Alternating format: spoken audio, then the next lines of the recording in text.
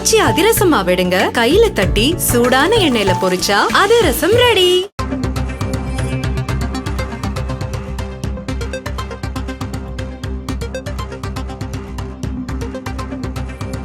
இருமல் மருந்து விவகாரத்தில் 2 அதிகாரிகள் சஸ்பெண்ட் செய்யப்பட்டிருப்பதாக சுகாதாரத்துறை அமைச்சர் மா சுப்பிரமணியன் தெரிவித்திருக்கிறார். காஞ்சிபுரம் சுங்குவார் சத்திரத்தில் இயங்கி வந்த இருமல் மருந்து அதன் உற்பத்தியான கோல்ட்ரிப் மருந்தை உட்கொண்ட 20 குழந்தைகள் மத்திய பிரதேசத்தில் உயிரிழந்தனர். அந்த ஆலையின் உரிமையாளர் இன்று காலை கைது செய்யப்பட்ட நிலையில் தற்போது இந்த விவகாரத்தில் 2 அதிகாரிகள் சஸ்பெண்ட் செய்யப்பட்டிருப்பதாக சுகாதாரத்துறை அமைச்சர் மா சுப்பிரமணியன் தெரிவித்திருக்கிறார். இருமல் மருந்து விவகாரத்தில் 2 அதிகாரிகள் சஸ்பெண்ட் செய்யப்பட்டிருக்கின்றனர்.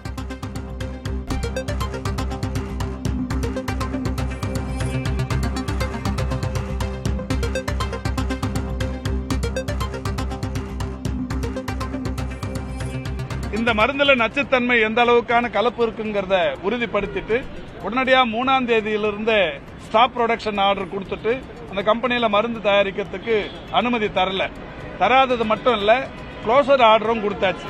10 நாள் கழிச்சு நடவடிக்கை எடுக்கணும்.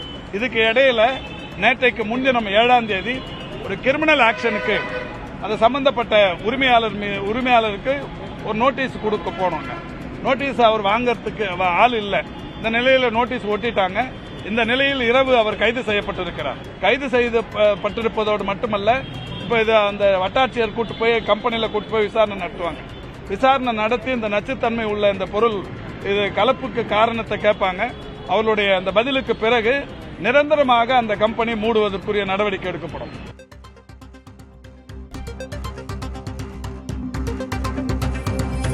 இருமல் மருந்து விவகாரத்தில் 2 அதிகாரிகள் சஸ்பெண்ட் செய்யப்பட்டிருப்பதாகவும் அந்த ஆலையை நிரந்தரமாக மூட நடவடிக்கை எடுக்கப்படும் எனவும் அமைச்சர் மா சுப்பிரமணியன் தெரிவித்திருக்கிறார்.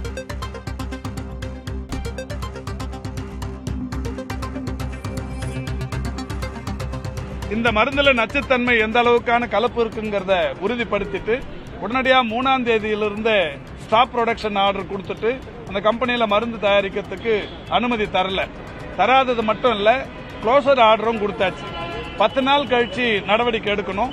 இதுக்கு இடையில நேற்றைக்கு முன்தினம் 7ஆம் தேதி ஒரு கிரிமினல் ஆக்ஷனுக்கு அது சம்பந்தப்பட்ட உரிமையாளருக்கு ஒரு நோட்டீஸ் கொடுக்க போனோங்க.